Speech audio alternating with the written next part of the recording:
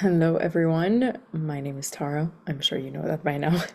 And I am very grateful to be offering this free resource on building capacity, building resilience, building a nervous system that can actually hold what we are calling in and hold the healing that takes place. And we all need that. We all need more resilience, more resilient bodies, more resilient capacity, so that everything that we are expanding into doesn't feel like a threat. Now, I am very excited to be able to share what I've prepared for this slide, guys, because first of all, over 100 of you RSVP'd to this live event, and I couldn't be more grateful and honored to have been able to host this, to share this with you live. And unfortunately, due to the technical reasons and my lack thereof of technical skills at times, it was not recorded. So this is why I am re-recording it for you guys. And as you can see, completely different. So of course, there isn't the engagement piece that we had. However, I do see it as a blessing because in this way, with the time that we took out for some of the sharings, there are a few more of the practical steps and tools that I can anchor in here. So I see it as a blessing in disguise. And I have some notes. So if you see me just looking at a few pointers that I wanted to make sure I cover this time, yeah, that's what I'm doing. That's what I'm reaching for. And apart from that, bear with me as my neurodivergence kicks in at times, but I'm no longer hiding it. And this is part of what the presentation is about. It's about those people, especially women, but for all of you who are under the spectrum, they fall on the spectrum, they are neurodivergent, ADHD, etc. And it's going to speak to you guys as well. And it's cross intersection into the nervous system. So, shall we dive in? I'm going to share the screen now. What can you do to get at least 5% more comfortable? Can you grab a cup of water or tea, maybe a blanket? Just get a little bit more comfortable, grab some headphones if you feel like it's going to help you. See how you can get that little bit more comfortable. And I'm going to share my screen right now with you guys. Bear with the background sounds. This studio is right by a main road, but I'm going to do my best to edit that out afterwards. So let's take a deep breath in together. And exhale. Drop the shoulders, relax the jaw. Maybe roll out your shoulders, roll your neck.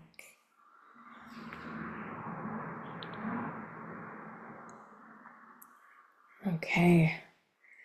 Building resilience. This is all on nervous system capacity and trauma integration. Now, I'd like you to reflect on what does resilience mean to you. I shared this on our call and asked actually what resilience means, and you all gave such a beautiful, different perspective, yet somehow all intertwining and in coherence, right? And it's being able to withstand, to have the strength and the capacity, literally that, the capacity, the ability to bounce back. So it's not about not stumbling, it's not about not falling, far from it. It's the ability, the resilience, the capability and capacity to get back up. So here is what you will learn in this masterclass, in this, I will not call it a masterclass, but an in-depth sharing. This is where you will learn the role of the nervous system, the different nervous system states, how these states show up in the body, how these states influence behaviors, how to weave in pockets of safety and build a more resilient nervous system. So important. The overlooked components related to nervous system regulation, including neurodivergence, autism, ADHD. And you will also be learning the co-regulation and self-regulation tools. Very loud background. So here is a little bit of an introduction about, I'm not going to say who I am. That's on the next slide, what I do. And this is not really summing it up, but hey, these are the titles, let's say. I'm an NBC WHC health specialist, focusing primarily on cell regeneration, bioregenesis, and biohacking and detoxification.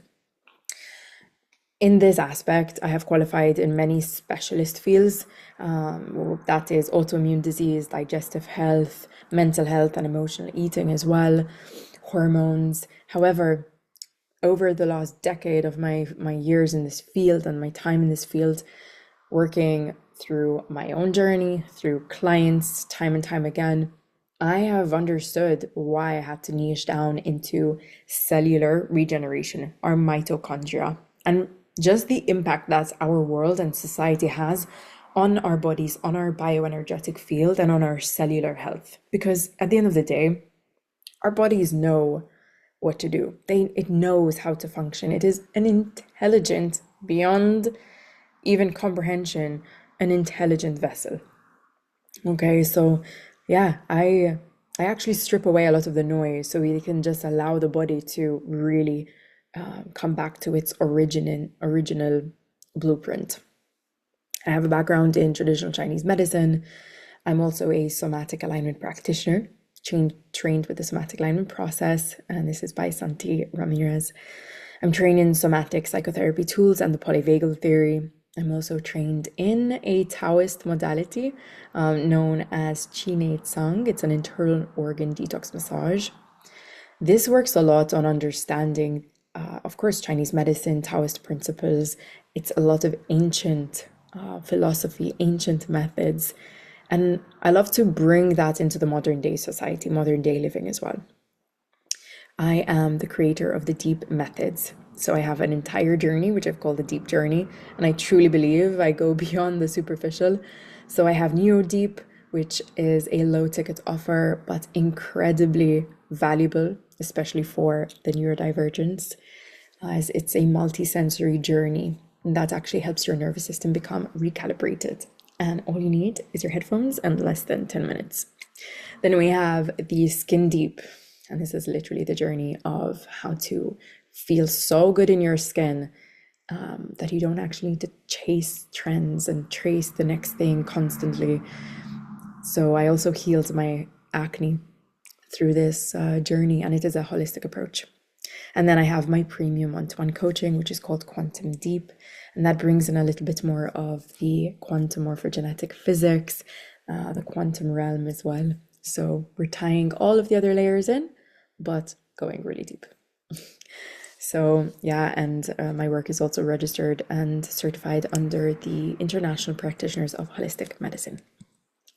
But who am I? I am this, I am. And here's just a little bit of a journey, starting with the younger Tara, who, as you can see, was already contemplating life at that age. I am a twin. And oh yeah, we don't look alike, but this is my twin, Nikki. And I went on a journey into being able to actually anchor more of myself through learning about my body. But in order to learn about my body and myself, I went on a journey that was a bit more extreme. So that was the way that I could hyper focus. Now being autistic and under the spectrum, and actually understanding that I have been that way my entire life and what I hyperfixated on, as well as why I masked, why as a woman, as a young girl as well, there were so many symptoms that I was ignoring. And because my body, I had no awareness. And because my body didn't have the tools and resources to hold the sensitivity, then it went immediately into disconnection and shutdown. So that's where a lot of certain habits took place. Now, I am also, as a twin, I also had lost my mom 2 weeks before one of my first bodybuilding shows. And that was quite an interesting journey for me, especially because technically I didn't grow up with my mom. My mom came from a harsh past. She was a heroin addict and she went through a lot in her life. But that journey is actually what made me be here today, surely. And my relationship strengthened with her actually after her passing. And it's what led me so much deeper into this work that I do. So I am the 2-time national champion in bikini fitness here in Malta. And that journey, of course, on the outside looks pretty put together, right? Pretty cool. But I actually was so disconnected and I pushed so hard and I forced myself. I was the biggest inner critic towards myself and then, of course, towards others. It led me to really put certain standards on myself without truly understanding what my body was trying to communicate. I just forced myself to keep going until my body said, "Yep, Tara, listen." And that's when I was diagnosed with three autoimmune diseases in 2019. I was really unwell, really struggling. I had chronic cystic acne, hair falling out, weight fluctuations, chronic joint pain. I was inflamed all the time. My labs were coming back very dysregulated. I had hypothyroidism since the age of 12, which I now know that was an overlay, we can call it a distortion in the program, meant to block the throat area. And in women, the throat connected so much with the utero, right? Like our womb, our cervix. And sometimes it's very interesting the path that we have to go on, and we can only connect the dots looking backwards in retrospect, never looking forward, of course. So now, fast forward, I have halved my medication dose. I have done a lot of quantum work, and yeah, I am super fit, super healthy.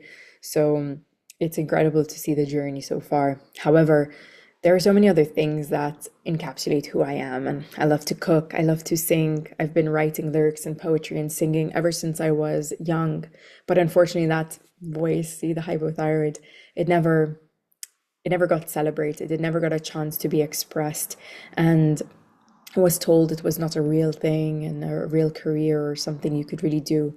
So then I went into more science and studying and then trying different things and different work. And I tried to fit the mold. I tried to find jobs, but I never found something that, if you know Ren, the musician, who I absolutely adore, he says something beautiful. He says, I love playing and busking. I can literally forget time. When I make music, I forget time.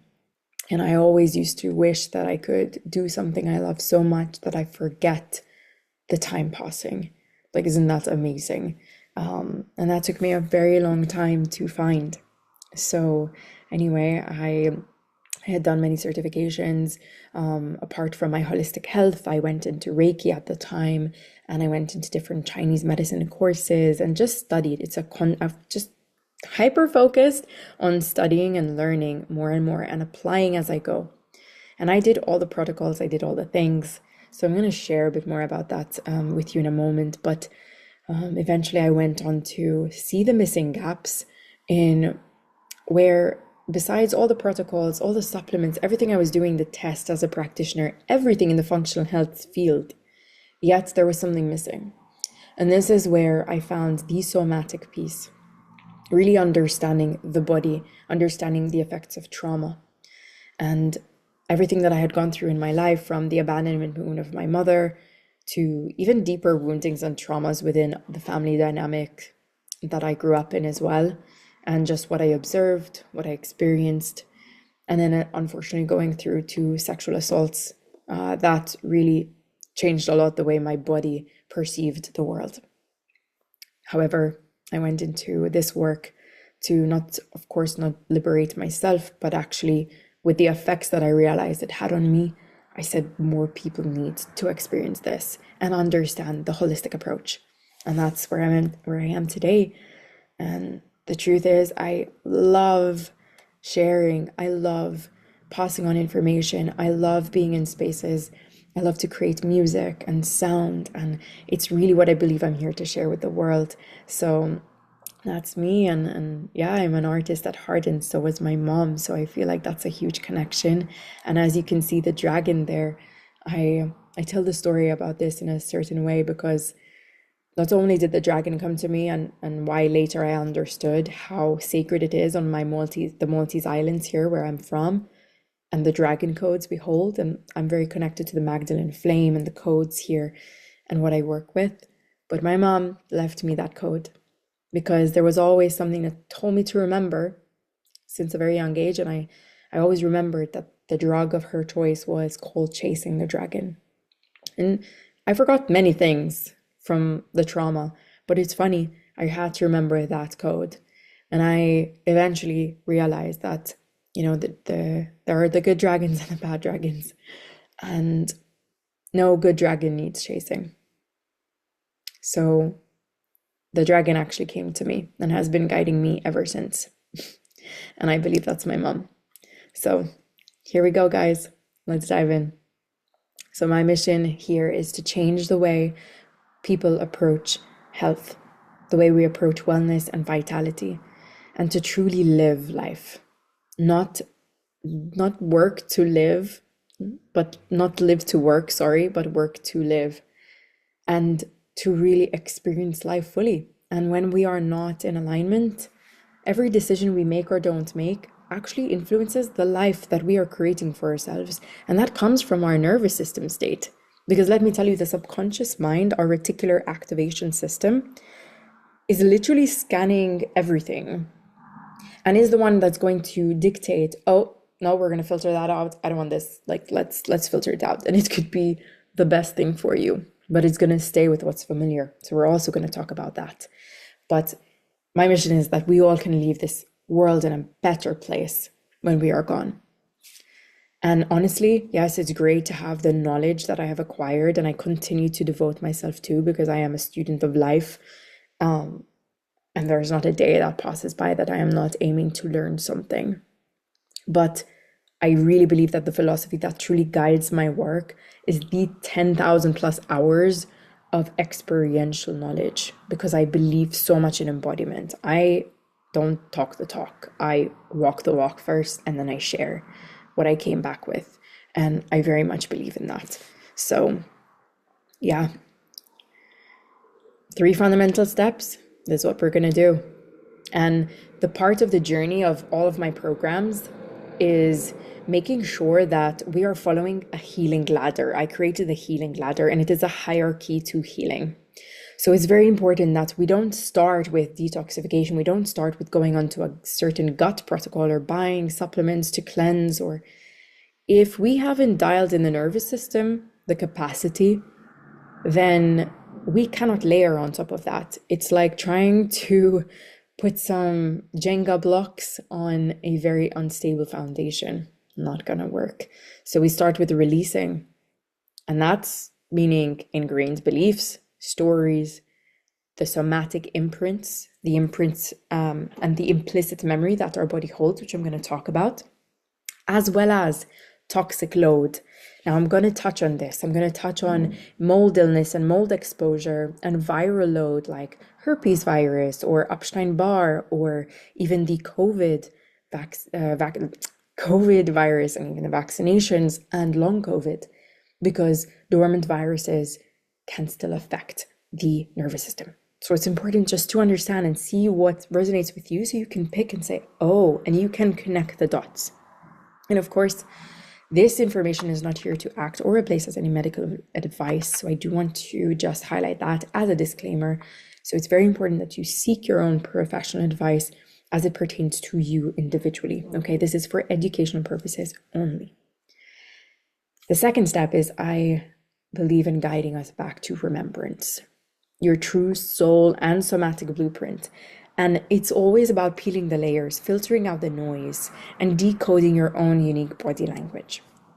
And that's the way that we can realign, creating and moving from groundedness and safety into curiosity and alignment, not scarcity, not the distortions, not fear, and not imbalances. In a society that pulls us from all directions, caring for our nervous system in these times when we're feeling stressed, when we're feeling overwhelmed, when we're weighed down by the weight of the world, literally, and the suffering, because we're going to talk about that. Many of us are feeling the collective suffering. So it is so important to understand that nervous system health is not something you buy into. It's not something that is a bonus or an additional benefit. This is our birthright. This is our necessity for nervous system flexibility. It's not about not being dysregulated. It's about flexibility, being able to ride those waves. Now, just as trauma is compounded, oftentimes because we had to do it alone, Gabor Mate himself says, trauma isn't what happened to you, it's what happened inside of you. And this is also when people aren't around to help us regulate through that circumstance or occurrence, that's when it becomes traumatic. Now, healing is also compounded, and it asks for us to relate to one another. And this is why I love holding these type of group calls and live sessions and really just also working with people, because certain things that occurred in relation to someone else can only be healed in relation. There's only so much self-help, self-development, self-love that we can do. So it is a body-first approach. Now, I included this image of me right here, all puffy and inflamed, because that was the Tara after 2 bodybuilding competitions, after doing a lot of testing and protocols and stool tests and hormone tests and taking all the supplements. My life revolves around health and healing and supplements, and buy this and do those tests. My life revolved around that. It was expensive, it was exhausting, it was frustrating, but I was missing the component of trauma integration and nervous system work. I was really negating how much of that could still be stored in my body, because I also numbed out and disconnected from how much happened. When I then began to share the things that I went through, people were like, Tara, do you realize what you went through? And there was a part of me that was just like, oh, like shit, okay, makes sense. So that's what it means by dissociating to survive, because it feels like the nervous system's only way. And I'm going to touch on that. But as you can see in the other photos as well, from healing my acne, terrible acne, guys. I know what it's like to have acne. I know what it's like to run your hands over your face and have cystic, painful acne. And you're doing all the things. Trust me, the amount I had tried everything. So yeah. And now being able to help people through this entire journey is more than an honor. I promise you. So deep breath in. Exhale. Okay.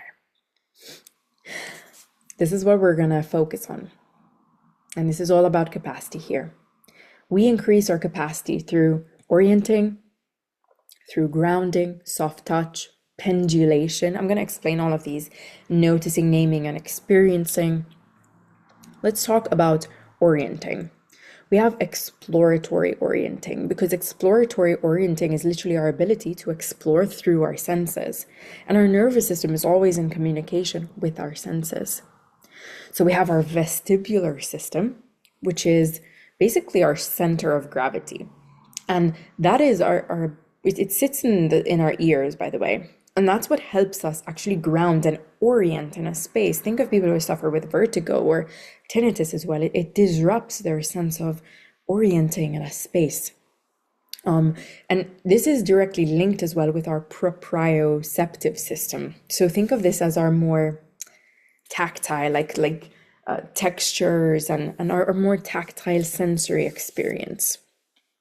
So what we want to do and what we want to make sure that we're doing is getting more in touch with our sensory experience. So this is, as you can see, like they link. We have soft touch, and while it may seem overwhelming, like, oh, how am I going to do all those things? We're actually doing it all the time. Or rather, we're meant to be doing it all the time. And we need to gain more awareness while we're doing it to really anchor it into the body, into the present moment. So even things like soft touch, very soothing for the body. That's what we do with babies. Like this place right here under the eye, so sensitive. It really signals safety to the body. And, even eye contact is a way to orient, to come back. Babies, through their developmental years, they won't be able to make up facial features. The first features they see are the eyes. And that's for them, to the mother, signals complete safety. I'm going to explain pendulation as well. Pendulation is basically when we allow ourselves to sink into the feeling. So if you're angry, you sink into that feeling of the anger and then you release. Then you go back in for a few seconds and you release. And this titration, it's like dipping your toes in water, coming back out.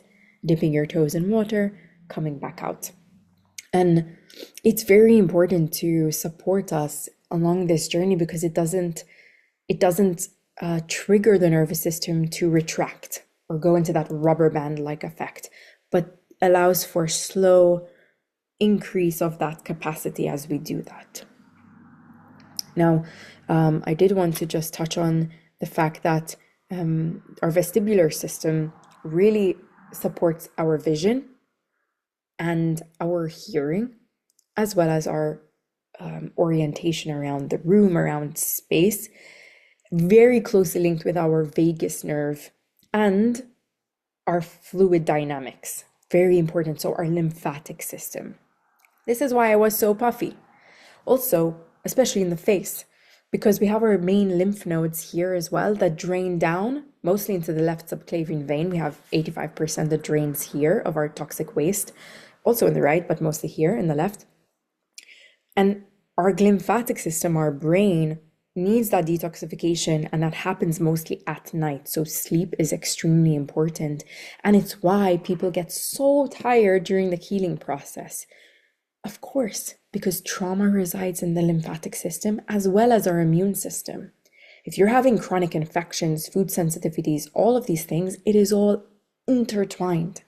This is why I start with the nervous system as the main fundamental layer, and then we add. This is why it's your first resource with me. So yeah, and we're helping the fluid also around the eyes and everything drain downwards. We also have multiple fascial planes. We have the cranial fascial plane. We have the diaphragmic one, the respiratory diaphragm. We also have the thoracic. And then we have some also consider the plantar. So around the feet, basically the feet. Yeah. Grounding, like feeling the weight in your sits bones. Can you feel that your feet planted right now in the floor beneath you? Are you leaning more forward today? Are you leaning more backwards? I used to notice myself, and my osteopath used to tell me, like, Tara, you're always so forward, like so driven, because I was always running away, fighting, survival. Also my posture. My neck stayed forward a lot. It's still something I'm working on, but it affected my posture. So this is where we see a lot of postural imbalances too. And then we have the diaphragms and the fluid flow. So as I was saying, like you have your pelvic diaphragm, you have your cranial diaphragm. This is why I love head holding to come back into safety. Really beautiful. Cupping at the back of the head, where we can support and stimulate the vagus nerve as well, or even just holding right there. So simple. And you're gonna hear the phrase, if you guys will remember this, the ones who are on the call, that I use. But this is what's going to signal to the brain, hey, everything's safe, because we're taking the time to slow down, allow our head to move. Very important to allow the head to move. Look at things. So actually observe the texture of things, the color, the light, the contrast, the patterns. And this signals to the brain that the environment is safe enough to even notice beauty around you. Okay, so let's go on to the nervous system. This is the polyvagal chart. This was invented originally by Stephen Porges. And this is basically our wave, what we go through throughout the day, right? We're going to move through these waves. But let's have a look. We have the social engagement. This is our connection, our orientation to the environment. We're here. Okay, we're connected. We can make eye contact. We have a softer gaze. Our facial muscles are relaxed. So important. Our neck muscles are relaxed. Our coccyx, our tailbone, is also relaxed, not curled in. I'll tell you what, when we do that, we're more mindful, more present. There's more settling energy that we share with others. There's more calmness in our connection. We're not rushing our words either. You might notice people who rush to speak. They're in that flight mode. Now, I'm going to touch on this in the next few slides that I prepared, because with every nervous system state that you see, social engagement, fight, flight, freeze, and shutdown, we have neuroanatomical changes and reactions within the body, like blood pressure, circulation, breath, facial expressions, the depth of our breath, all of these things, and the way our organs are reacting. But I'll touch on those in a moment. So when we start to ride that wave and go into the fight or flight, so we switch from parasympathetic, the green, the social engagement, into the fight or flight, sympathetic. Now, guys, just to make you aware, we need sympathetic energy to drive a car. We need sympathetic energy to go give a talk like I'm giving now. We need sympathetic energy to exercise. We need stressors. It's very important for the body. However, the issue is when we are stuck in that state for too long and our body doesn't feel safe to move out of it. That means, oh, I'm not safe. Okay. And this is where we can see an increase in frustration, irritation, anger, rage, panic, anxiety, worry, concern. And as you go up, and the more you stay in fight or flight, by the way, you can easily either switch to freeze or shut down, or you no longer go into fight or flight, you simply bypass it and go straight into shutdown. That's what used to happen then to me. My nervous system was not integrated at all. That any other trigger that came after that, I just went immediately into shutdown because my window of tolerance was just, there was nothing else to fit. I love to use this example of having a balloon and blowing in it, blowing in it, blowing in it. Imagine that's every trigger, every stressor, sorry. And of course, if I give you a bowl with water, okay, no matter what, like that's your capacity. That bowl is your capacity. So if we pour, okay, let me pour there's some bad stressors, okay, fills up. Good stressor, like going for a workout, good stressor. Let's add another good stressor. Oh, a new opportunity came around that you've been calling in and manifesting. Good stressor. Filling up. We haven't emptied the bad stressors. Now it's almost full. It's 3/4 full. We add another bad stressor. Oh my God, to the brim. There's no more space though. So you see, it's going to just over consume. And that's where the body that doesn't have the capacity, no matter what's coming in. So when we go into that freeze state, we're going into dissociation, numbness. Your pain threshold is raised. This was a huge one for me. I used to realize, like, a very relatable example for many people, that they struggle to walk barefoot because their feet are so hypersensitive that it hurts, even to walk on rocks, that it hurts. And this means because we have our sympathetic channel is running up that spinal cord, there's so much sensitivity. When I used to train in bodybuilding, I sound like Arnold Schwarzenegger, okay? It's like bikini fitness. You're just training normally, okay? So when I used to train and I used to back squat, I couldn't load my spine. Every time I did, I was pushing my nervous system. I would be fried after a leg session, and I wonder why. And I went to so many physios and I asked, they never tackled the holistic approach. Then, of course, there were other postural imbalances, but it was all coming from our fascia, because our fascia is like a scaffolding that keeps everything intact. And our muscles, our bones are floating in that fascia. So, trauma imprints are stored there. And that can create a lot of parasitic tension that keeps you locked. So,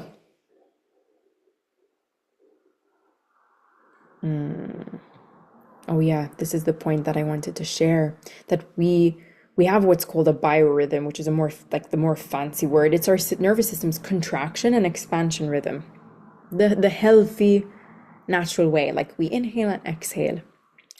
Contraction, expansion, contraction, expansion. And we don't want to stay stuck in any state all the time. As I mentioned, this is why we pendulate. And Dr. Peter Levine created this term of pendulation where, like I said, we're oscillating, we're swinging, and we're moving in and out. We're dipping our toes, and we're going back and forth. Activation, deactivation, activation, deactivation. And that's what makes us resilient. So, your nervous system, we have perception. This is your conscious interpretation of sensory input. It's sight, it's sound, it's smell, taste, touch. It's filtered through your beliefs, your memories, your attention. Very important, our perception. Hence, what creates our personality, which then creates our personal reality, as Dr. Joe Dispenza says. But it comes from our perception as well, and vice versa. So our own belief systems and our stories that our subconscious mind holds is what dictates everything. And it's in such close relationship with our nervous system. And then we have proprioception. Think of this as the spatial awareness. I'm going to go back to my squatting example because I used to wonder why. I used to struggle to feel my legs. Like most athletes or people, they used to be able to, you screwdrive your feet in and you push the floor away from you. And I used to push, but I didn't used to feel my legs. I just couldn't. And I used to very much struggle with, like if you used to see my legs, they used to have very interesting inflammation and very red and purple. Very interesting because, of course, there was so much that was going in survival states to the necessary organs, the limbs, your hair, your skin. Those are the last places that oxygen and the blood is going to go when you are stuck in a survival state. So this is the sense of where your body is in space. Joints, your muscles, your fascia, your vestibular system, that orientation. Like, oh, I am here in this space, finding yourself in the room. And then, one of my favorites, we have neuroception. This is your unconscious surveillance system. And this is what scans. Now, it scans every 7 seconds, guys. Every 7 seconds, your nervous system is scanning if something is safe or dangerous. It's also known as detection without awareness. We have inside, so what's happening inside is my heart beating really fast. Am I starting to sweat? Am I noticing that I am clenching my teeth and my jaw? Am I finding it hard to breathe? Has my breath changed? That's the inside. Then we have the outside. What is being reflected outside of me? In terms, is there another person that is triggering me right now in danger? Is there an animal? Like, what is happening outside of me? And then there's the in-between, that resonance or dysresonance in the subtle energies in between. So you can know this is why we have mirror neurons, and we're able to either co-regulate with someone or we can be dysregulated with someone, and it's all based on those mirror neurons that are going on. Think about it like this. Like, have you noticed that you can be in front of someone who's crying and automatically you begin to cry and get emotional because those mirror neurons are being affected? Now we also have collective stress that influences us, even if it's not directly in front of us or in our proximity. But if you're consuming the news and what you're reading, what is on your feed? So interesting how they choose these words, right? It's like clues in plain sight. And trust me, they do leave clues in plain sight. Look at sci-fi movies. So we have collective stress. Now, when our bodies tune into the outside stress, it is still being absorbed. Literally. Images, sounds. It is a multi-sensory experience, guys. And this is my passion and my debate, that we underestimate the unseen. And my autism and me being on the spectrum, and now fully, like, now I've grown into equipping myself with all the tools to hold my sensitivity. It actually got way louder than when I was younger. And the thing is that I can sense everything in the unseen, the frequency and there's so much that happens in the unseen that isn't in dialogue with ourselves, with our nervous system, with our organs, with our body to say, safe for you, not safe for you. Yes, no. Keep, discard. I did want to touch base on going back to the lymphatic system, that this is why a lot of people struggle with allergies, food sensitivities, food intolerances. And I had struggled so badly with food sensitivities. I couldn't eat anything.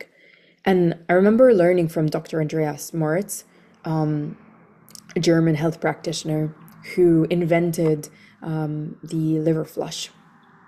And he talked so much about this as well. And I knew how closely correlated, because our immune system resides in our lymphatic system, which is also, as I said, where trauma resides.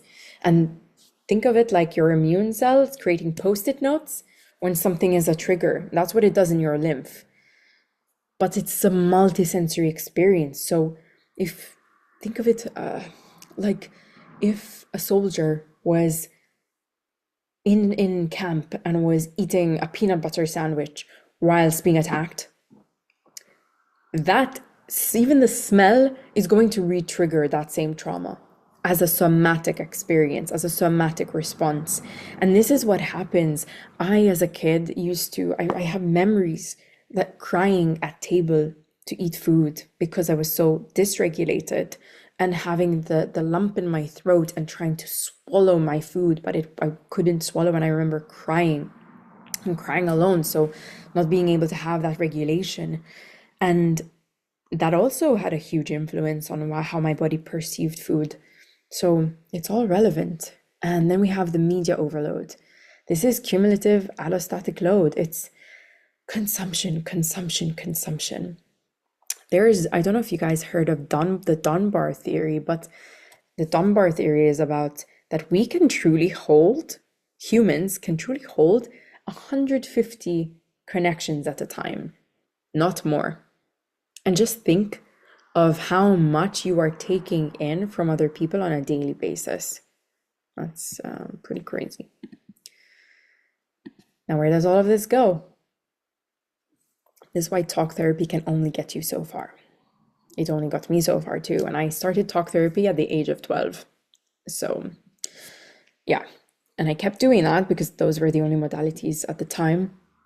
But the brain also tries to resolve the trauma by talking it out, because by talking it out, it attempts to listen, to make sense of it. That's why you hear many people repeating. They're like, oh my God, like how many times is this person going to say the same thing? Like, okay, but that's because if they don't know any other way, that's the way of the brain and the system to try and make sense of what happened. But then we have the implicit memory, and our body reacts to old survival patterns through implicit memory and past events, even when triggered by current events. So when someone's reacting, if you see your partner reacting or your sibling, it's most likely their inner child, not them in that moment, if that makes sense. Ooh, I should have got some water with me.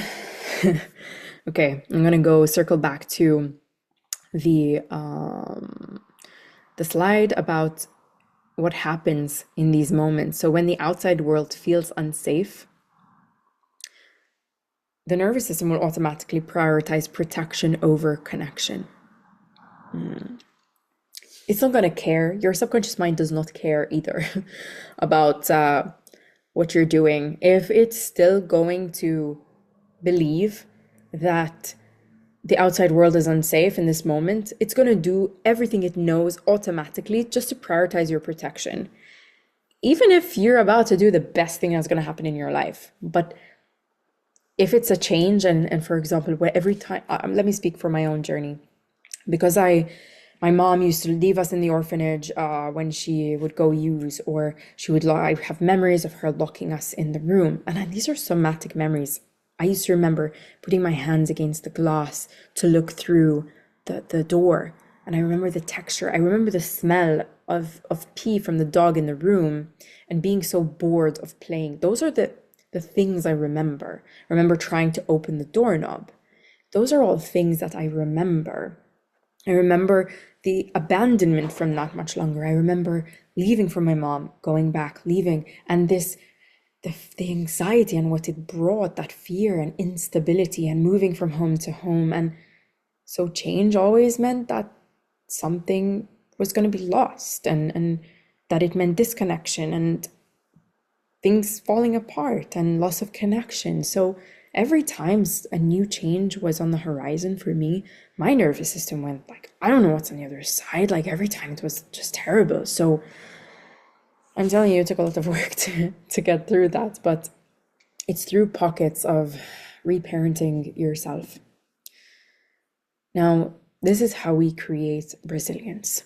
It is not by not experiencing dysregulation. Trust me, far from it. I experience dysregulation more often than you know, because my nervous system has been more fragile, and I've only just come out with my own acceptance of being autistic.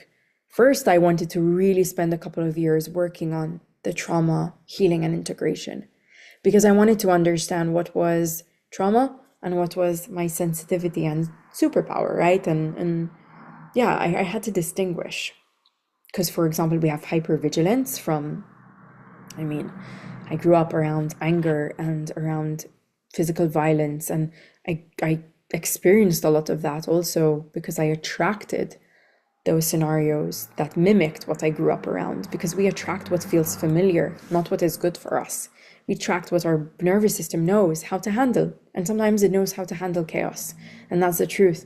So when you're immersed in chaotic environments, it's because your nervous system feels more comfortable because it knows how to handle that than being in something great and smooth sailing, but it feels so unfamiliar. Crazy. But the hypervigilance that can come from that, where you're scanning, is very different to being sensitive to sounds and picking up on frequencies all the time. It's very different. And I wanted to distinguish that. And funnily enough, the more I unpeeled the layers and healed and worked on my nervous system, the louder my true sensitivities became. Now, we'll go through waves throughout the day. We're said to have to go through all of those states over 100 times a day. And yeah, this is hyper arousal, where there's excessive activation of the fight flight energy. And then we have hypoarousal. This is a decline in connection emotionally. We're emotionally flat, monotone. There's freeze, there's shutdown. So we're not always going to be smooth sailing. There's going to be the fight flight. There's going to be the dysregulation points. It's about how can we build the resilience by feeling it, not escaping from the feelings, sitting with it, feeling it, holding it, and then riding that wave. Those are the waves from the beautiful island, because I always stare at the sun. By the way, best practice ever, supporting your circadian biology, which means getting the first rays of sunlight within the first hour of waking. Not only do these infrared rays really help receive codes, guys, the codes, but also are helping support our circadian rhythm, our sleep-wake cycle. Okay, so I'm going to do one deep breath in. Place a hand on your heart and the other hand on your belly, and we're going to do one deep breath in. And as you exhale, can you sink deeper into the chair beneath you? Just feel your sits bones, maybe even sway from side to side. Give yourself a shake. Stand up, shake if you need to. And I want to touch on the stress response states. I'm just making sure, because I'm so glad that I wrote the notes so that I don't miss certain things, honestly. I was so nervous and excited, and it was my birthday, but I was also in Madrid giving the talk, and I guess actually, like, yeah, I missed more of what I wanted to say, but nonetheless, I'm so grateful I could redo this. So yeah, and there's actually a note I wrote about what happened to me in Madrid around my vision and being on the spectrum, and when I'm in a new place, in a new space, in unexplored territory, the way my nervous system is picking all of it up, and I'm incorporating all the tools, but it's challenging sometimes, I'm not gonna lie. And for me, I go into a functional freeze or I go into shutdown. Um, I've definitely learned and taught my body and my nervous system how to cope. So I don't go into shutdown like before. And shutdown can literally look like putting the brakes on. You get super tired, you want to nap because your body's like really like, oh, stop. And it stops you from doing the things you want to do. And you're like, oh my God, I'm always tired. But I tend to go into certain functional freeze, or what happens is I get a lot of blurred vision. And this is because the pupils dilating too much or too little depends on whether you're hypo-arousal or shut down, hyper-arousal or shut down, sorry. So overstimulated with the sounds, etc., or really like, yeah, disconnecting. And the blood flow, which redirects from the fine motor areas like the eyes, digestion, and goes towards more of the survival muscles. So really like your main, like your legs, those that help you escape, right? And then we have the tiny eye muscles that lose coordination, especially the oculomotor muscles, which are deeply tied to the vagus nerve and the midbrain. So this is the same region that governs orienting and that the grounding responses and your freeze responses as well. So this is where sometimes it's hard to take action. And I noticed that I wouldn't be able to read the menu or just see, and my friends would just like guide me and help me, but it was challenging. And I just want to share that I still experience those challenges, and we ride the waves, and it depends on each of our own unique nervous system state, and that is determined from the way we grew up, our lifestyles now, and it's okay. It's all about knowing yourself better so that you can support yourself better, and this is the biggest love language. So if we cover these nervous system states, we have fight. Now I want to share how this looks like in day-to-day practice, like literally.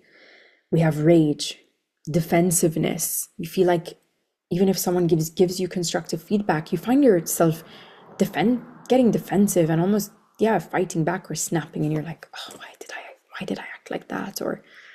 And the nervous system goes into threat, into this, oh, my identity is threatened right now. Maybe you were never heard growing up. Maybe you were never, your point, your opinion was never valued, and so it just becomes this defense of like, hey, let me like live. Irritability, outbursts, reactivity. For my creators, or not even anyone, I need to prove myself. How many of you resonate with this? Also, those who are rewatching this, please comment. I would love to see your engagement. Love to see which nervous system state do you resonate with the most. Please comment this. And yeah, so also it will help me create more resources for you guys. So that would be really helpful. Then we have flight. Now, how does flight show up in the day-to-day? It doesn't just mean like running away. It's escapism in the little things. How much do you procrastinate?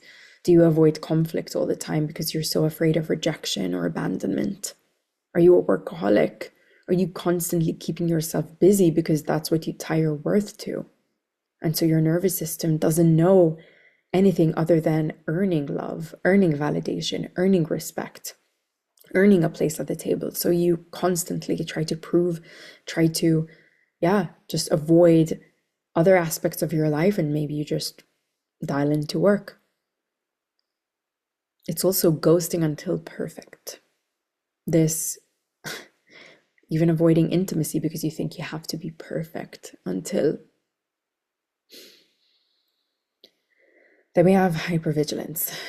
So the hypervigilance is being on edge, constantly scanning the room, constantly scanning your surroundings, people's expression, people's tone of voice, just to make sure that you're in control, and that you're walking on eggshells, doom scrolling, bracing the tension in the body, fear. Oops, sorry about that. Then we have shutdown. This is paralysis. It is literally lack of life force energy. Fatigue, numb, isolating yourself, withdrawing, choosing not to meet friends, just, yeah, like monotone.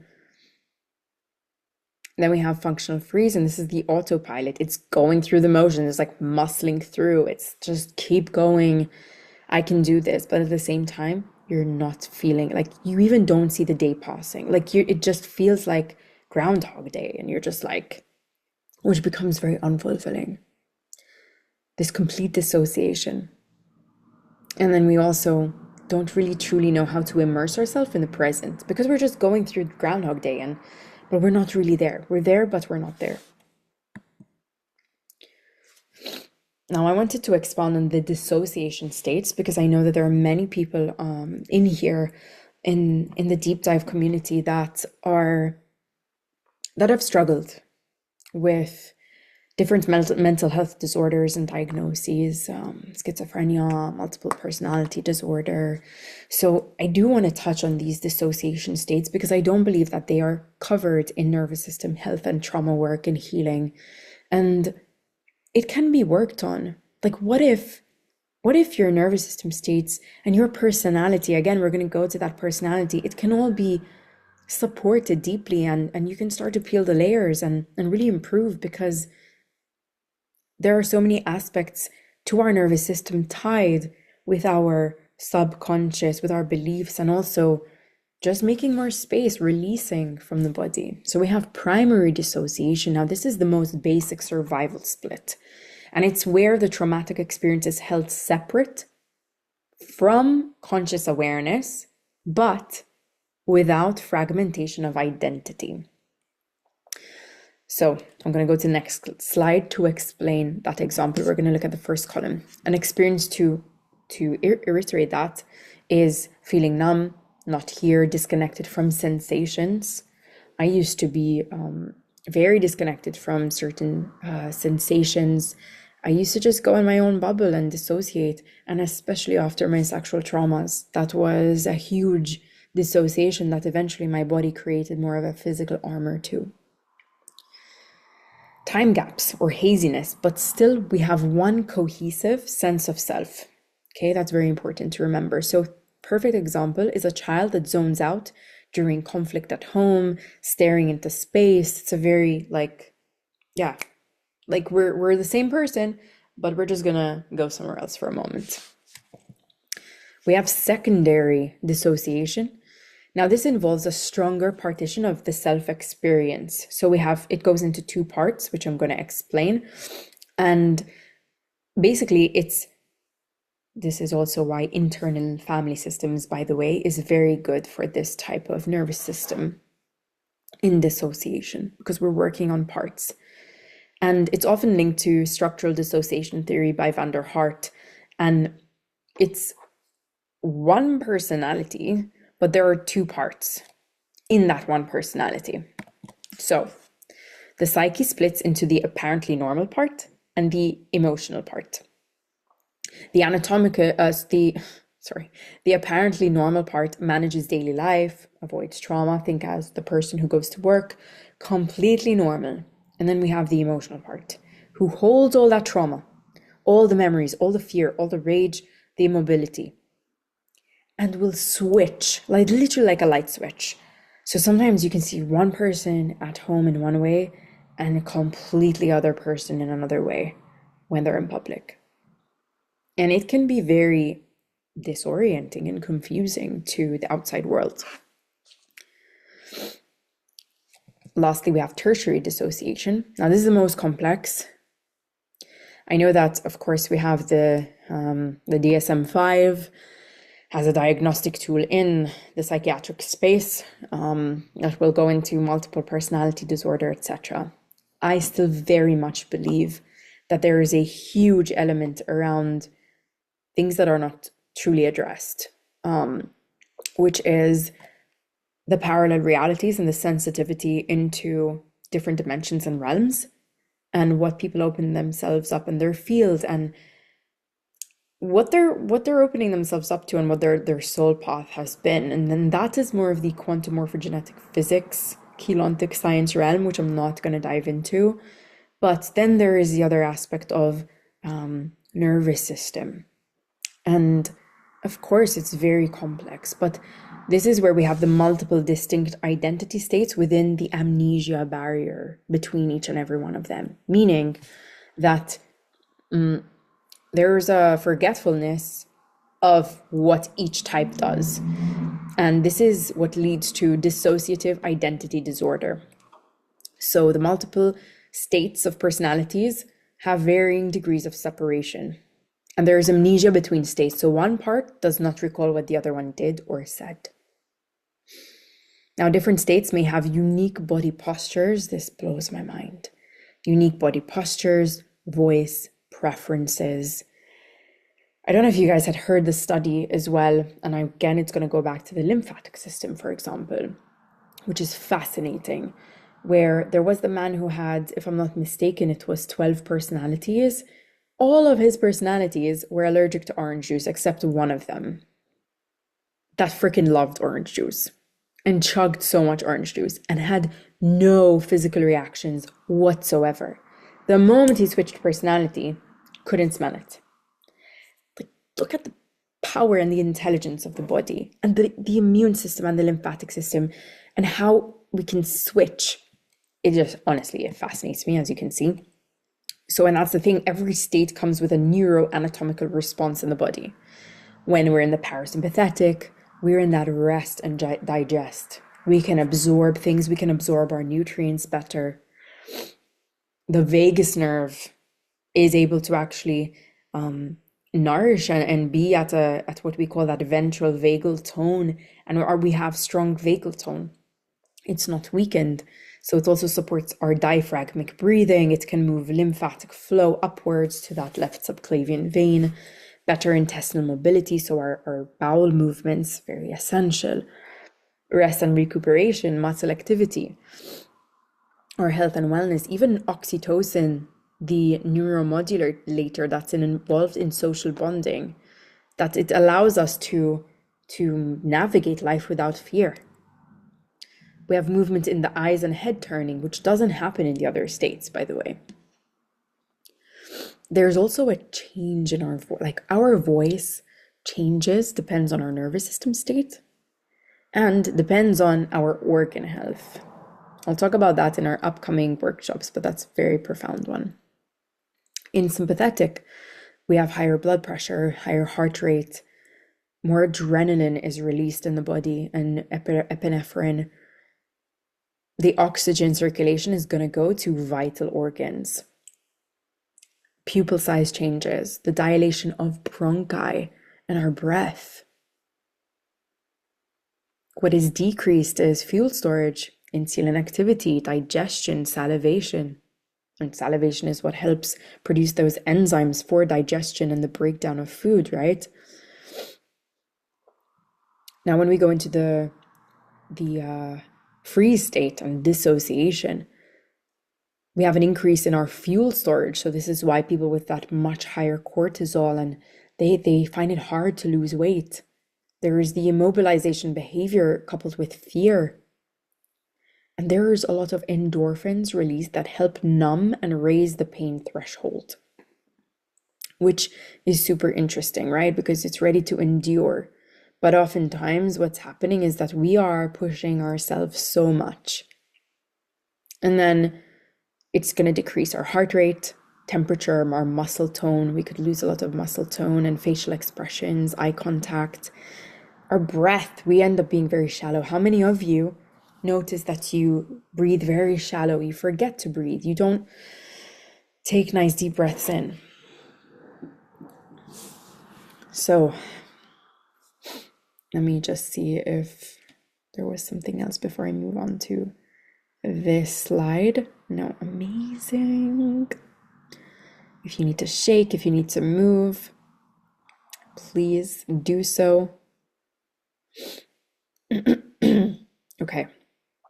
Now, I do want to just share the differences in the autism spectrum symptoms. Males and females present very differently with symptoms. And I really wanted to talk about this and tie it into the intersection with nervous system health, because I know that there are a lot of people that resonated with the post that I posted in the deep dive, ADHD, ADD, neurodivergence in general. And I want to highlight the autistic spectrum because I don't think people acknowledge the spectrum. It is a spectrum, a complete shade and hues of humanness. And I believe we're all somewhere on that spectrum. It's just so sad that something's been completely, how do I say, ostracized and targeted and labeled disorder just because you're not the same as neurotypical. So historically, autism research was focused on males in the 1940s, and it started on boys in the 1940s, whom distributed a lot of overt externalized behaviors, repetitive movements, a lot of tapping, very, very erratic, change in voice, very direct in terms of the way that they express themselves, hyperactivity. The diagnostic criteria were developed based on the male presentations, and females, they were underdiagnosed or completely misdiagnosed, not to mention gaslit for the way they were presenting with their struggles. Told, oh, you're just stressed, you're overreacting, you're anxious, you're just being very sensitive because it's just women are sensitive. So yeah, females then became more prone to mask, to camouflage, to mold themselves.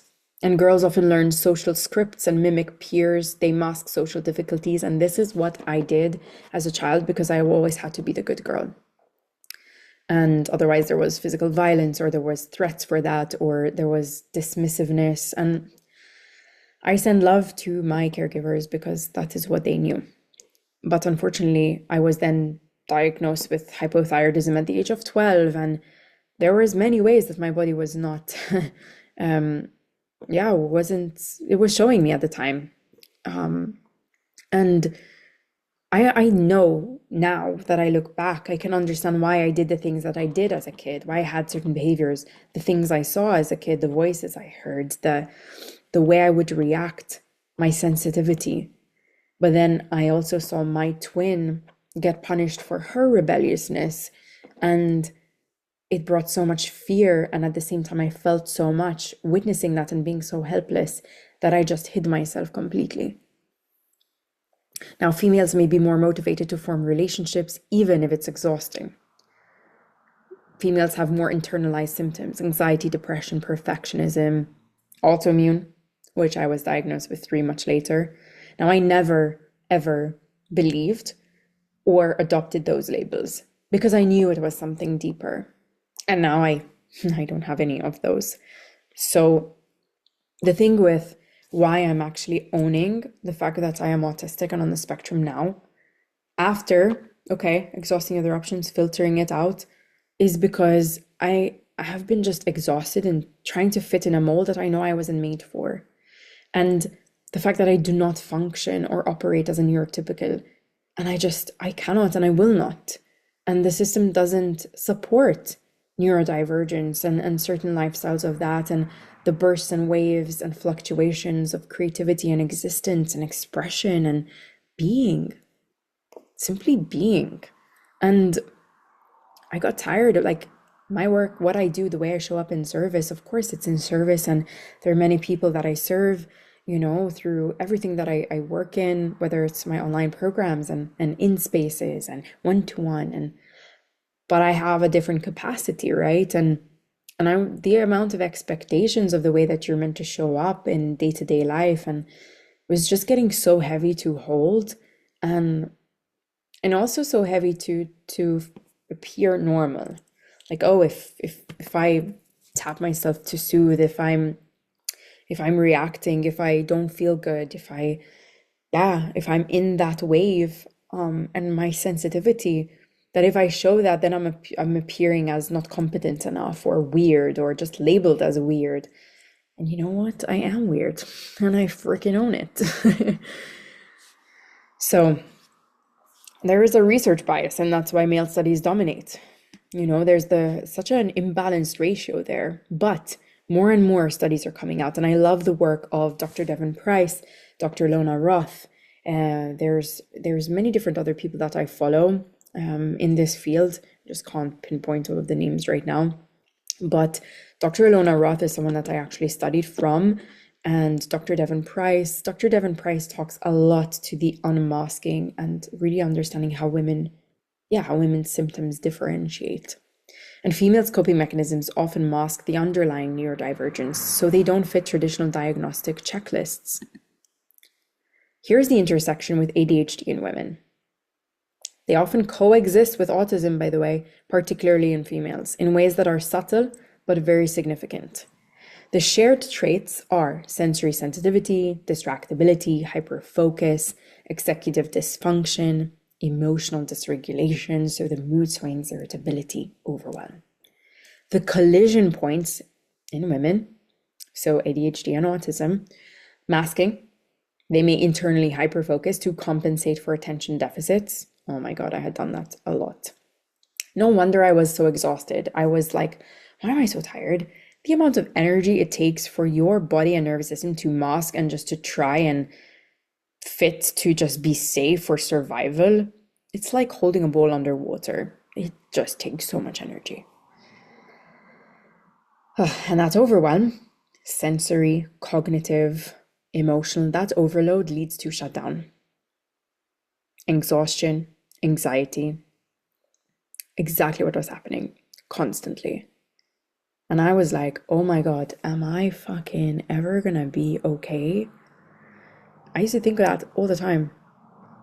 And my sensitivity has not changed. It only continues to get louder.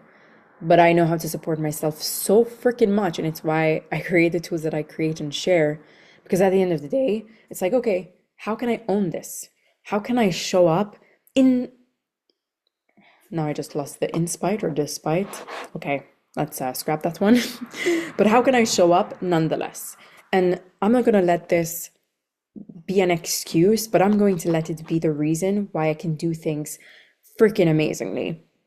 And yeah, there's the self-criticism, the social masking, the mixed cues, the missed cues, and it does lead to this chronic shame. And sometimes I'm in that thought process of, oh my God, like I don't want to be misinterpreted in a certain way, but yeah, it's a dialogue that happens.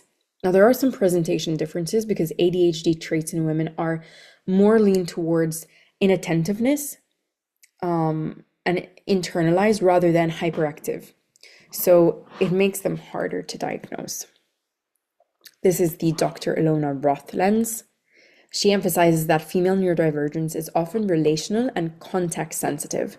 The brain adapts to social and environmental cues more subtly than males. So this is where highly empathic women, they're tuned into social nuances, but this heightened sensitivity can feel very overwhelming and is often misinterpreted as emotional fragility or behavioral issues. Way more likely, there was a study done, but I'm not sure. I can't remember the percentage, so I have to scrap the actual statistic. But there was a study done where autistic women are more prone to attract certain abusive relationships as well. And Roth also highlights adaptive intelligence in girls. Their brains are compensating for a mismatch with neurotypical expectations. Dr. Gabor Mate, of course, like I put this here in because, again, I'm going to go back to the traumas, what happens inside of you, not what happens to you. And I think it was over 60% of autistic women have been shown to have trauma before the age of 18 and had those traumatic events before the age of 18. So the childhood neglect, the chronic stress or invalidation intensifies self-sabotage, hypervigilance, emotional overwhelm. These are all little points. Again, it's important not to self-diagnose or to overthink, but if any of this relates, I know that it will give so much validation to those who have observed this. And I also put Dr. Bessel van Kolk, who's the author of The Body Keeps the Score. And it's all about really, again, this bottoms up approach, body first approach. Somatic awareness, movement, breath, touch orientation, not just cognitive therapy. We cannot heal the body in that way. So if we go to the body, I just want to share that if trauma has not been integrated, and this is a hugely important piece, if it's not been integrated properly or processed, then much of what we call calcium ions can remain in the sarcomeres. So this is a basic contracted unit of muscle fibers. They're made up of two main protein filaments, actin and myosin. This is what leads, when we have this chronic calcium buildup, what leads to muscle tension and pain. And also very much associated to those who struggle with thyroid issues. In somatic alignment, we call this parasitic tension, when there's so much tension holding the muscles that it's draining life force energy. Now, the muscle bioenergetics depend on the free flow of calcium ions. So the more free flow of calcium ions there are, the better the body can move. In fact, when I used to train, I used to really struggle to rotate my body, to move my hips, to really flow. I was very rigid and couldn't expand and have deep breaths because the fascia, especially around this fascial plane, my respiratory fascial plane and my pelvic fascial plane were very tense. So that makes a huge difference. Sorry guys. So in the case of emotional trauma and a dysregulated nervous system, the calcium ion buildup can lead to this. And now magnesium is a calcium blocker. I love nanoparticles, guys, because it goes straight to the bloodstream. I'm also going to be sharing this on my podcast with amazing scientists talking about nanoparticles and why they're so great. It took me a long, I've been researching supplements and going through third-party tested supplements as well. And there's a lot of junk out there in the market because they are unregulated, right? But nanoparticles, literally the smallest nanoparticle possible, can go into the bloodstream. And so I'll even give you guys a discount code if you want to purchase from this store. I highly recommend it. And anyway, so most people are deficient in magnesium because when we are in stress and that constant parasitic tension stress, not to mention the day-to-day life, guys, because let's be realistic. We live in a stressful world. But apart from that, bright lights, flickering lights, these EMFs, they can drain the magnesium. They deplete magnesium even further. If you're deficient in magnesium, you may also be deficient in vitamin D. Both deficiencies can lead to a buildup of calcium, especially in the parathyroid, which is worse for hypothyroid people. Now, low levels of vitamin D can lead to chronic overthinking, obsessive compulsion disorder, OCD tendencies, and erratic tendencies as well. So this is why I always like to say the problem is never the problem. Let's look, let's connect the dots. This is my brain. I don't know if you guys have seen The Good Doctor of the autistic doctor. Love.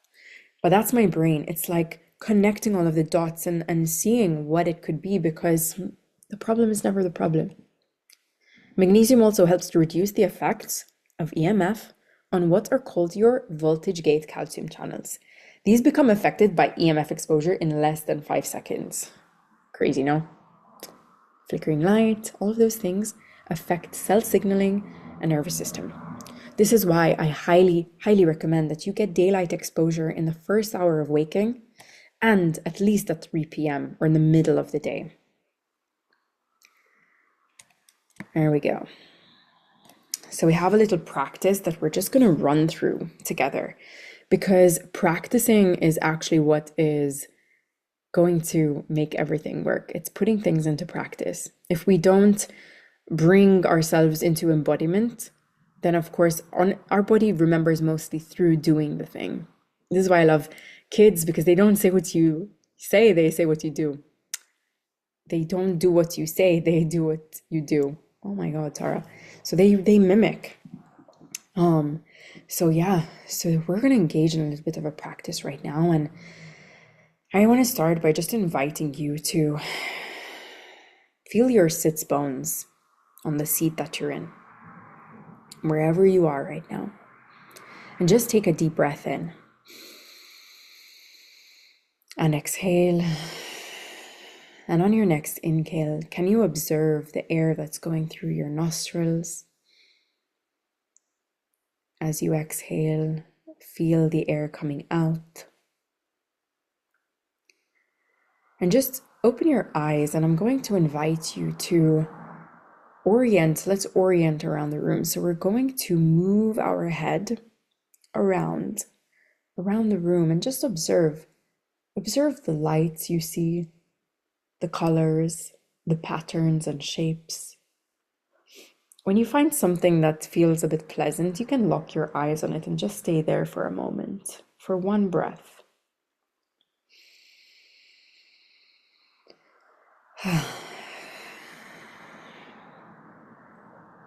Can you pay attention to the colors that you see and just name them out loud or to yourself? Blue, white. Now, can you name two different shapes that you see?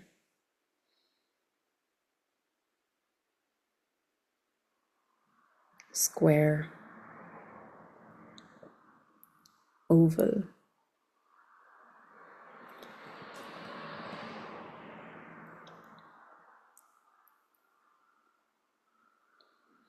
Now, I invite you to place your palms either on your thighs, one on each thigh, or you can cross your hands over the chest, over the heart or the collarbones in a butterfly position.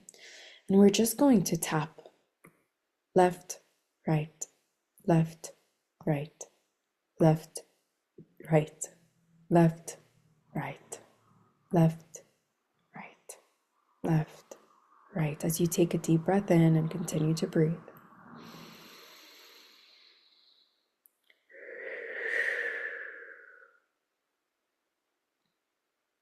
Continue tapping for a little bit more. Left, right, left, right, as you look around the room.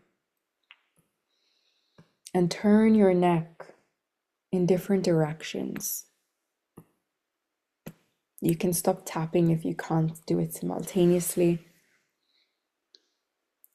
Take your hands to your thighs and just rub your thighs gently. And can you feel and pay attention to the pattern and the texture under your fingers?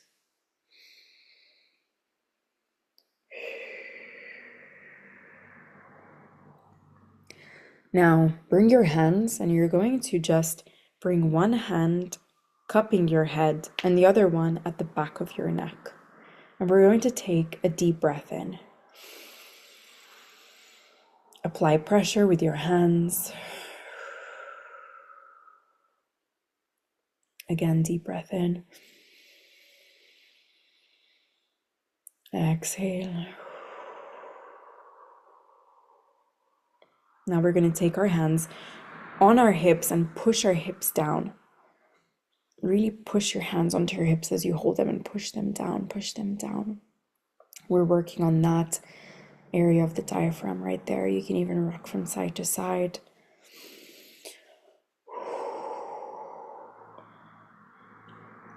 All of these are great tools to come back to. And come back. What's really great is you can do this with a partner as well. So what I do recommend that you can do is this mirroring exercise in front of a partner. You can just ask them to mirror you while you really try to maintain eye contact. Okay, so we can try this now. Copy me, and if you can, my breath too.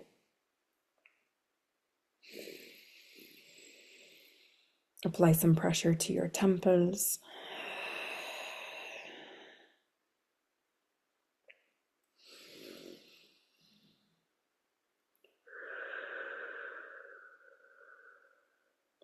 You are here. You are safe.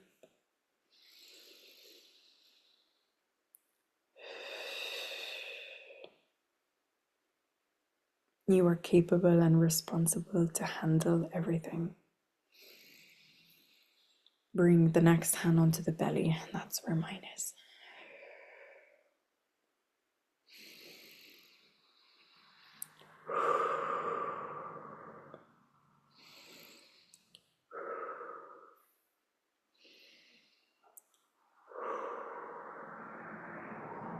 Apply pressure front and back. Really cup your head with your hands.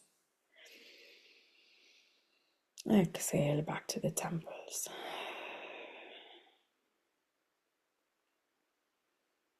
And come back down and just observe.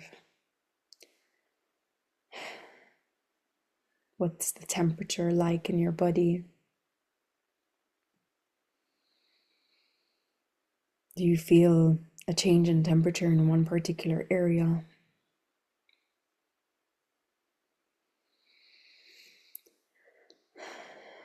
How's your breath now? I like to use the word kiss. Keep it stupid simple, because it is. And that's the thing. We're so wired for things needing to be complex now and so grandiose, but it's the micro resourcing, the pockets. And that's what I train and provide you with. And I also provide these micro resources in this nervous system recalibration vault that I've created. And I call them neuro deep. And this is really to support the neurodivergence and highly sensitive people out there, the ones on the spectrum, or even those struggling with ADHD, or simply the ones who need extra support in nervous system work. And I have a one-time only introductory offer to this new sound library, because I'm going to continue adding to that library and the price will go up. So I highly recommend grabbing it now, because then you get that one-time purchase fee, and that is amazing. So it's only $17.17. So I highly recommend that. And I do want to actually give you a little bit of a preview to this. So I am going to show you. Let me show you what that sounds like, so that you can, really experience that for yourselves. Right. And I'm going to play the audio. Oh man, I hope you guys are feeling good. Okay, now we're getting into some new technicality, so actually it's not gonna let me. So what I'm going to do is I'm actually going to send you a link along with this video that has a free micro resource for you to try that I prepared for you. It's a yielding practice, and this is one that you can tune into and help to really stabilize your field under less than 10 minutes. All you need are headphones. So that's pretty amazing. So it's linked on my Patreon. So I'm going to put my Patreon link, and you will get this free resource, one single track, and then you can dial into the neuro deep codes if you feel resonant to that. But I wanted to add on one last really beautiful orienting technique that I use, and that you can start even using along with the ones you hopefully learned today. But it's called Triple S. So I love this superpower Triple S, and it's called the sensory scavenger hunt. Now, this sensory scavenger hunt you can do anywhere. Trust me, while you're in the car, you can do it with your kids. It's amazing. By yourself on a walk. And what you would do is you choose 5 things. It's the 5, 4, 3, 2, 1 method. It's also called. I did not invent this. You can start with 5 things that are a color, or 5 things that are a shape. Then you do 4 things that are a specific texture. You can do 4 things that are green, 3 things that are moving. name two things that are animals. Really get creative with it. And then it's linking with the noticing, naming, experiencing. So what you're doing is you're noticing it, you're naming it. The moment we name it, we bring it out of the shadow and into the forefront. And that's where we can give space so the body doesn't have to suppress and brace and hold it. And that really allows our capacity to improve. So, guys, I am very grateful that you took the time to tune in to this workshop and really ingrain this as the fundamental, because I promise you that it is the fundamental to any other healing practice, modality, intervention that you engage in. Our nervous system is very important. And of course, there's also other things that really support our nervous system, the food we eat, and also infections and underlying infections. And the last point I wanted to touch on, because I forgot, is what, for example, mold illness can do. Mold is very detrimental. It is a mitochondrial stealer, meaning that it actually really takes energy from our cells, our mitochondria, and it is lipophilic. It loves fat. So it's stored in fat cells, which is why it's very hard to lose weight. But it also affects the amygdala, the fear center of the brain, which continues to dysregulate, cause catastrophizing, and it keeps us in constant fear and dysregulation. So it's important to actually understand that there could be pathogenic load. If you have underlying viruses, underlying herpes, Epstein-Barr, Lyme disease, if you've had any chronic infections and you notice you've constantly been sick, allergies, a damp constitution, you react to sugar, you break out, you feel very sluggish, you're struggling, you're intolerant to heat because viruses do not like heat. So if you go in the sauna or the sun and you notice you react or your skin reacts, could be underlying viral load. Those can all be very detrimental to how resilient your nervous system is. So sometimes you might think like, what the fuck? I'm so good. Like everything in my life feels good. You feel like there shouldn't be a reason for you to have the dysregulation you do.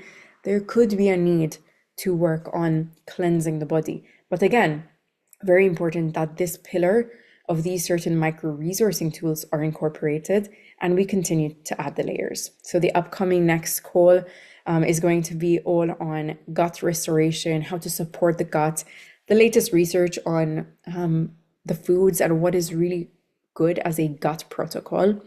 And we'll continue to add the layers. But this was the start, and I'm very proud of you for showing up for yourself, for your loved ones, and for following this through and for listening to me talk for this long. I deeply appreciate you, and I look forward to hosting the upcoming workshops. Please do let me know if I can support you in any way. There is multiple tiers of the ways that you can work with me and receive the value that will support you greatly. Sending you love for now, and take care.